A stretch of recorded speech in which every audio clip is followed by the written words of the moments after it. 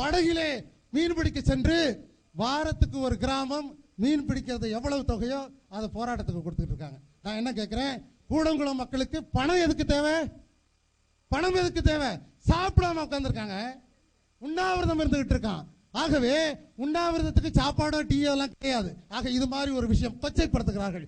அதே போல இந்த அனல்மழை எதிர்ப்பையும் கொச்சைப்படுத்துவார்கள். ஜனாதிபதி சொன்ன விஷயத்தை சொல்லுகிறேன். நாகை மாவட்டம் சுனாமியால் பாதித்த மாவட்டம். நாகை மாவட்டம் தொடர்ந்து ஆண்டுதோறும் புயலால் பாதிக்க மாவட்டம். கலெக்டர் அவர்களே, இங்கே எதிர்ப்பவர்களே, அனைவருக்கும் ஏதாவது உண்மை வேண்டும் என்றால் என்னிடம் கையில் இருக்கிறத வாங்கிக் கொள்ளுங்கள். அவர் சொல்றார், அணு மின் நிலையம் வெடித்தால் மிகப்பெரிய ஆபத்து தான், ஆனால் மிகவும் பாதுகாப்பாக இருக்கிறது என்று அரசாங்கத்திற்கு ஒரு விஷயத்தை சொல்லிவிட்டார். நாங்க நம்ப மாட்டோம். ஆனா அனல் மின் நிலையம் எப்பொழுது உற்பத்தியை துவக்குகிறார்களோ அன்றிலிருந்து ஆபத்து. இதோ கையில் இருக்கிறது, இதோ கையில் இருக்கிறது. பல்வேறு கொடிய நோய்கள். நாகூர் வாஞ்சூரிலே தொடர்ந்து முஸ்லிம் மக்களும் கடை வீதியில் இருக்கக்கூடிய வியாபாரிகளும் தொடர்ந்து பத்திரிகையிலே வந்து பேட்டி படத்தோடு, அந்த காரைக்கால் துறைமுகத்திலே கப்பலில் இருந்து கொட்டுகிற நிலக்கரி வாஞ்சூரிலே நாகூரிலே இருக்கக்கூடிய வியாபாரிகளுக்கும் குடியிருக்கிற மக்களுக்கும் மூக்கிலே ஒவ்வொரு முறையும் சுவாசிப்பதற்கு கஷ்டம் என்று சொல்லி 3வது முறையாக உண்ணாவிரதம் என்று கொண்டிருக்கிறார்கள்.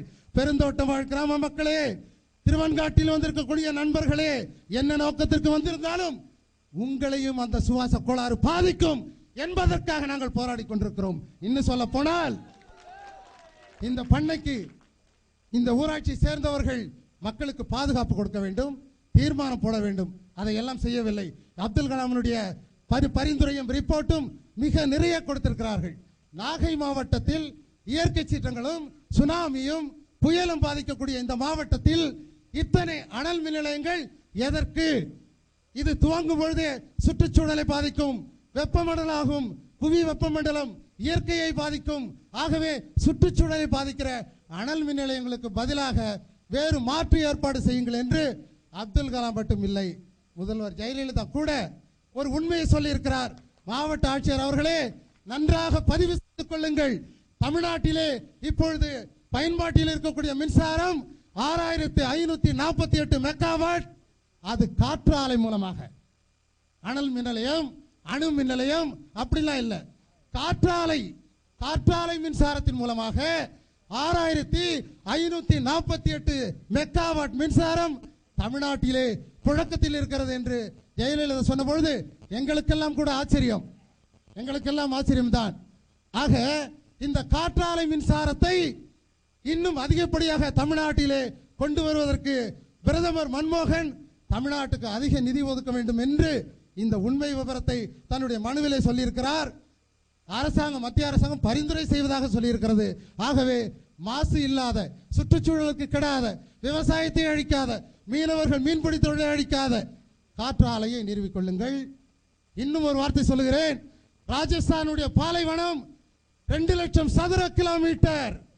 ராஜஸ்தானுடைய பாலைவனம். இந்தியா ஒருமைப்பட்ட நாடு என்று சொன்னால், இன்டகிரேஷன் பாலிசி பேசுவது உண்மை என்று சொன்னால், நாங்கள் தமிழ்நாட்டில் இருந்து நெய்வேலி மின்சாரத்தை மத்திய தொகுப்புக்கு கொடுக்கிறோம், தெரிந்து கொள்ளுங்கள். நெய்வேலியில் உற்பத்தியாகிற மின்சாரத்தை ஆந்திராவுக்கும் கர்நாடகத்துக்கும், இன்னும் ஏன் பாம்பேக்கு கூட இங்கிருந்து மின்சாரத்தை கொடுத்து விட்டு எங்கள் தமிழ்நாட்டு மக்கள் விவசாயம் அழிய வேண்டும், மீன்பிடி தொழில் அழிய வேண்டும், 100 நாள் வேலை கிடைக்காது, ஆடு மாடு மேய்க்க முடியாது, சுற்றுச்சூழல் பாதிக்கப்படும், ஏகப்பட்ட தொற்று நோய்கள் வரும். இந்த இதெல்லாம் தாங்கிக் கொண்டு இந்த முதலாளியை நாங்கள் அனுமதிக்க வேண்டும் என்று சொன்னால் எதற்கு? இதுதான் எங்களுடைய கேள்வி. மின்சாரத்திற்கு நான் வழி செய்து விட்டேன். நெய்வேலியை தொடங்குங்கள், அங்கே நிறுத்தி வைத்திருக்கக்கூடிய முதல் யூனிட்டை தொடங்குங்கள். ஜெயங்கொண்டம் அரசு மின்சாரத்தை உடனடியாக தொடங்குங்கள். காற்றாலை மூலம் தொடங்குங்கள், சூரிய மின்சக்தி மூலம் தொடங்குங்கள், கடல் அலை மூலம் தொடங்குங்கள். இப்பொழுது விஞ்ஞானம் முன்னேறிவிட்டது. விஞ்ஞானம் தெரியாதவர்களுக்கு நான் ஒன்று சொல்லுகிறேன். இப்பொழுது புதிய விஞ்ஞானம். கீழே பூமியிலே தோண்ட தோண்ட வெப்பம் இருக்கும், எரிமலை. அந்த புவி வெப்பத்தை எடுத்து புவி வெப்பத்தின் மூலமாக மின்சாரம் தயாரிக்கலாம் என்று சொல்லி உலக விஞ்ஞானிகள் அறிவித்து விட்டார்கள். இன்னும் எத்தனையோ வாய்ப்புகள் இருக்கிறது. ஆகவே இந்த பெருந்தோட்டத்தில் இந்த அனல் மின் நிலையம் வருவதை நாங்கள் நிச்சயமாக நாங்கள் எதிர்த்து போராடுவோம். ஆட்சியாளர்களே, காவல்துறை அதிகாரிகளே, பொதுமக்களே, சர்வதேச சர்வ கட்சி நண்பர்களே, பக்கத்து கிராமத்தை சேர்ந்தவர்களே, நாங்கள் வாழ்வாதாரத்திற்காக போராடி கொண்டிருக்கிறோம்.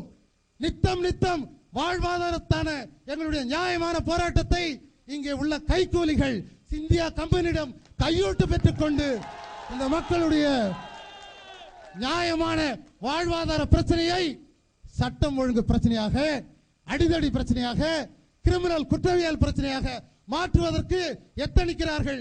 இந்தியா பவர் பிளான்ட்டுக்கு நாங்கள் ஒட்டி இருக்கிறோம் போஸ்டர், அனல் நிலையத்து போராட்டம் ஆர்ப்பாட்டம். நான் என்ன கேட்கிறேன், இது ஜனநாயக நாடா பணநாயக நாடா? ஏழைகளுக்கான சட்டமா பணக்காரனுக்கான சட்டமா? எங்கிருந்தோ வந்து ஆந்திராவில இருந்து வந்து நாங்கள் உற்பத்தி செய்கிற, எங்கள் சகோதரர்கள் உற்பத்தி செய்கிற நெய்வேலி கரண்டை ஆந்திராவுக்கு தருகிறோம். ஆந்திராவில இருந்து ஒரு முதலாளி கோடி கோடியாக கொண்டு வந்து, பாவம் நன்றாக தெரிந்து கொள்ளுங்கள், ஒரே ஒரு 100 ரூபாய் கொடுத்து விட்டு கையெழுத்து பெறுகிறான்.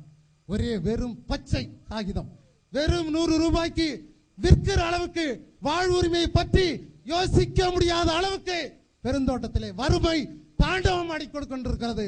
தமிழக அரசே, மத்திய அரசே, இந்த வறுமையை கணக்கில் எடுத்துக் கொள்ளுங்கள். இன்னும் சொல்ல போனால் இந்த ஊராட்சி மன்றத்தினுடைய நிர்வாகம், மாவட்ட கலெக்டர் தஞ்சாவூர் இங்கிருந்து வந்திருக்காரு, பெருந்தோட்ட மக்களை சந்தித்து கருத்து கேட்க வந்திருக்காரு. அதை ஆதரிச்சு சொல்லட்டும், எதிர்த்து சொல்லட்டும், இது வந்து டெமோக்ராட்டிக் ரைட், ஜனநாயக உரிமை. ஆனா ஊராட்சி நிர்வாகம், அகல பெருந்தோட்டம், மையந்தெரு, மன்னன் தெரு, கலெக்டர் நல்லா பதிவு பண்ணிக்கணும்.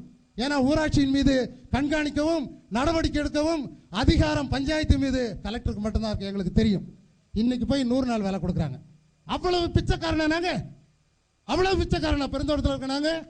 இன்னைக்கு 100 ரூபாய் வாங்கிக்கிட்டு 100 நாள் வேலைக்கு போயிட்டு தங்களுடைய வாழ்வு உரிமையை பாதுகாக்க இங்கே வருவதற்கு வராமல் கேவலம் பிச்சை காசு 100 ரூபாய்க்காக வாழ்வு உரிமையை நீங்கள் வேண்டுமானால் விட்டு விடலாம். பெருந்தோட்டத்திலே தன்மானம் உள்ளவர்கள், ரோஷம் உள்ளவர்கள், இந்த மண்ணை காப்பாற்ற வேண்டும், இந்த மக்களை காப்பாற்ற வேண்டும் இருப்பவர்கள் எல்லாம் இங்கே இருந்து கொண்டிருக்கிறார்கள். ஆகவே இந்த சிந்தியா அனல் மின் நிலையத்தை தடை செய்ய வேண்டும். 600 ஏக்கர் நிலம் பெற்றிருக்கிறார்கள். இந்த நிலத்தை மாற்றி ஏற்பாடு, மின்சார ஏற்பாடு எங்காவது செய்து கொள்ளுங்கள். ஒரு விஷயம் நான் கடைசியாக முடித்துக் கொள்கிறேன். மாவட்ட ஆட்சியர் அவர்களே, தமிழக அரசே, மத்திய அரசே, நன்றாக கேட்டுக்கொள்ளுங்கள். இந்த சிந்தியா முதலாளி இன்றைக்கு நினைத்தால் இந்த நிலத்தை அரசாங்கத்திடம், மாவட்ட ஆட்சியரிடம், மாவட்ட வருவாய்த்துறை அதிகாரியிடம் ஒப்படைத்து விட்டு அதற்கான நிதியை பொது நிதியிலிருந்து அல்லது அரசாங்க நிதியிலிருந்து அல்லது வங்கியிலிருந்து பெற்றுக்கொண்டு எங்களுக்கு நிலத்தை பிரித்து சாகுபடி செய்த நீங்கள் உத்தரவிட வேண்டும். அனல் மின் நிலையத்தை விரட்டுங்கள். பெருந்தோட்டம் மீனவர்கள், விவசாயிகளுடைய வாழ்வாதாரத்தை பாதுகாருங்கள்.